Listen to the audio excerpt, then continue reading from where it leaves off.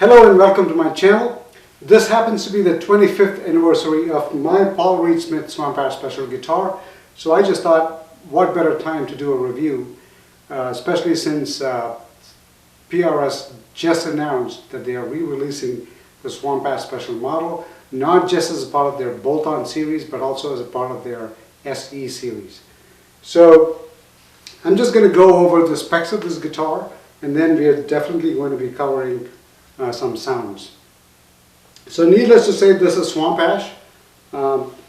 Back in the day, I think these were from Mississippi. I don't know where the new Swamp Ash is coming from for PRS. This specific one that I like because it's just two pieces of Swamp Ash glued together. However, you can clearly see that the grains are very different in the two pieces, in the front and the back. There's one solid chunk here, another solid chunk here, but the grains are very different. So I do know that they are from two different, possibly from two different trees. I'm not an expert. Bolt-on, 4 bolts, and there's a model number. Maple neck, maple fretboard, 22 frets. As you can see, with the inlays, this is not the inlay that you currently get in the PRS guitars. Back in the day, the bird inlays were options. I mean, the abalone moon inlays were the standard. The bird inlays were optional. There was like a little extra money. I kind of cheapened out. I don't know why. And this is, I mean, that was in 2000, so I was trying to just pay off my college loans and all that stuff. So anyway, this in and of itself was a pipe dream for me because I graduated from a $100 guitar, second-hand guitar that I got when I was in college, to this one. I have always wanted to buy a Paul Reed Smith. I went to Guitar Center and I placed an order. I went online and I looked for different models, and they were all phenomenal. And I fell in love with this model because I just love the natural look of the Swamp Ash. So I went there, placed an order, and then they said it's probably going to take about a year or so because it's nothing better than waiting for something that you've been longing to get for a long time. So as my luck would have it, they had it available within 6 to 8 months. I can't remember exactly when, but sometime in the summer of 2000 is when I received this guitar. The process of buying from Guitar Center was a little challenging. Initially, they'd given me a price, and I had ordered actually a flamed maple neck.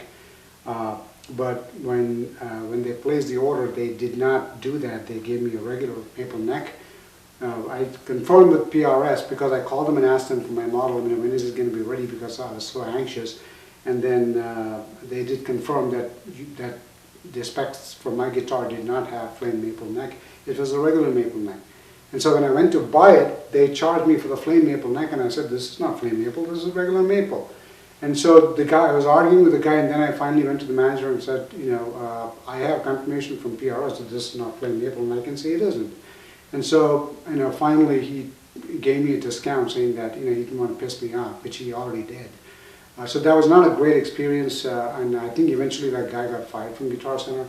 Anyway, long story short, I took this guitar home, and once I plugged this guitar into my amp, everything changed. I mean, this was like a dream come true in every sense. Let's get to the sounds of this guitar. So if you're going to be starting with a clean on the neck pickup.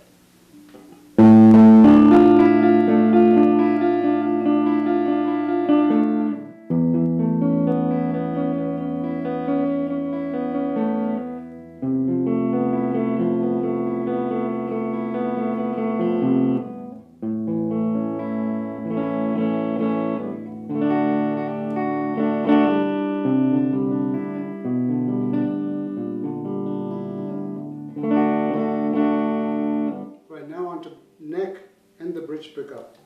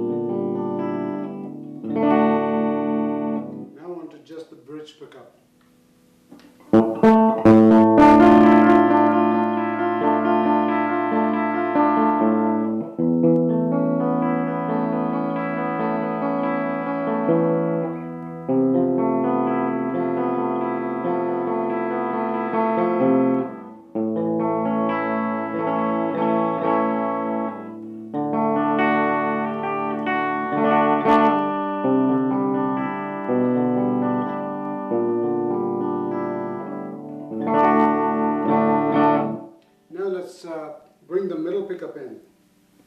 Pull the coil. We're going to start again with the neck pickup. The neck pickup is now a single coil. Now you're going to have the single coil neck pickup and the single coil middle pickup. Here we go.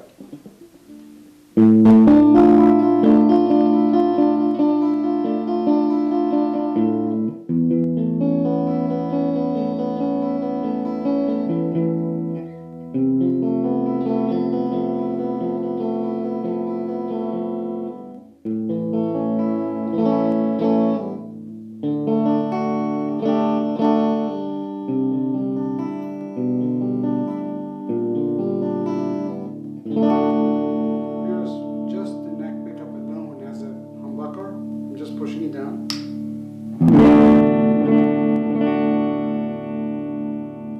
Pull that up. There's a difference.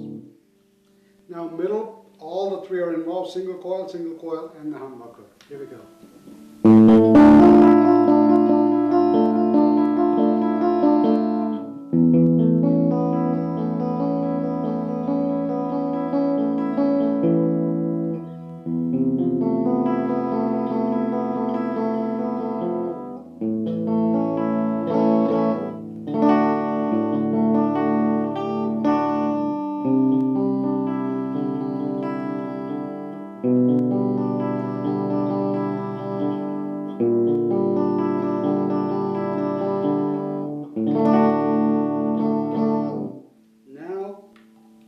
Pickup and the bridge pickup as a humbucker. Here we go.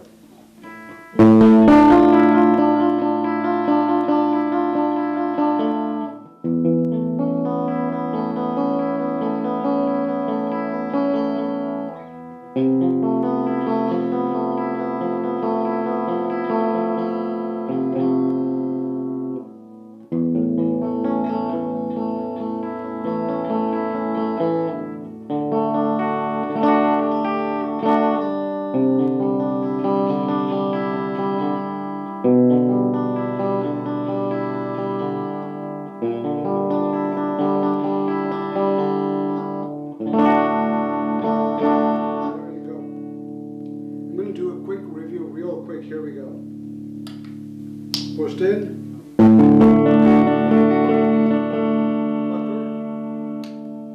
You're pulling out.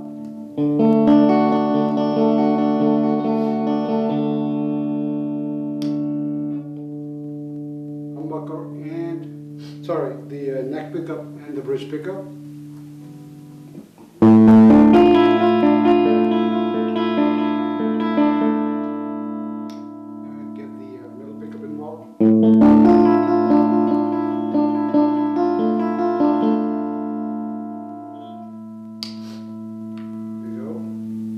Bridge only.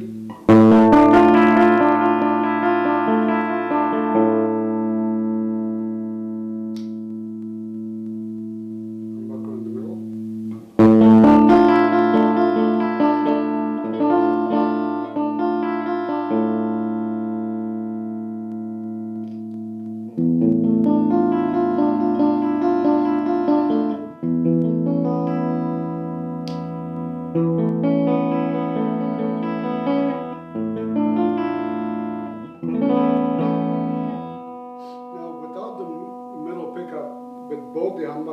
With both the bridge and the neck pickup, the sound is absolutely stunning. I mean, the number of the tones that you can get out of the combination of these three pickups is incredible, absolutely incredible. And I'm sure with the 5-way pickup in the new model, it's probably going to be even more versatile potentially. But I have had no issues at all with this one. This is one of my most used guitars in 25 years. I've bought and sold a few other guitars in the past. I have about 4 or 5 guitars. I don't have a lot of guitars, but this is I never even thought of selling this one. I'm actually going to compare this one, the specs of this guitar, with that of the new model.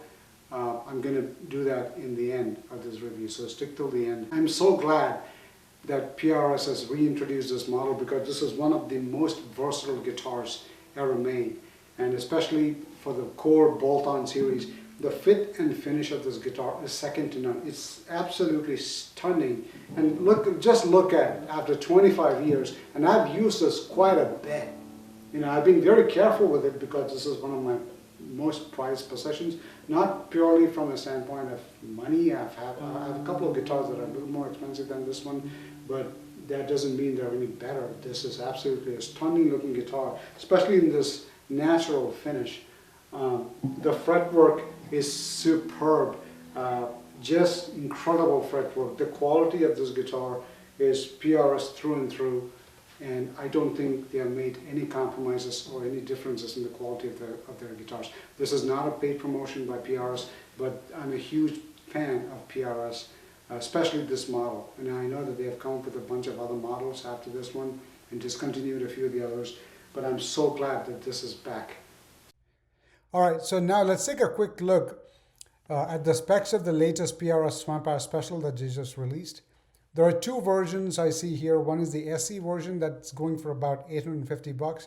The other one is is part of the core bolt-on series. I'm going to be comparing the specs of the core bolt-on series because that is the closest to the model that I have, which is back in the day was also part of the core bolt-on series. So if you look at the specs for both these models, the one that I have and the one that they just released, I'm not going to go through all the specs because most of them are pretty much the same. I just wanted to point out some key differences. I'm at the Sweetwater website because that's where I could get a detailed view of all the specs of this model. So this model is going for about $2,899. Obviously in 2000 I didn't pay that price. It was a lot less expensive. However, you know, inflation adds quite a bit, as you can imagine. The neck profile is very much the same. Back in the day, they used to call it the white fat neck, and that's what I have. It's a maple neck with a maple fretboard. Here, if you look at the pictures, that this one has a bird inlays. Mine does not, as you can see. Mine is an abalone moon inlays. I love them. They don't make them anymore. In those days, the bird inlays were optional. I don't think there's an option today for you to get anything other than bird inlays unless you're doing PRS custom. The key differences are in the pickups. So let's talk about the pickups. They have, for this model, they have the PRS 5815 LT humbucker for the neck as well as the bridge.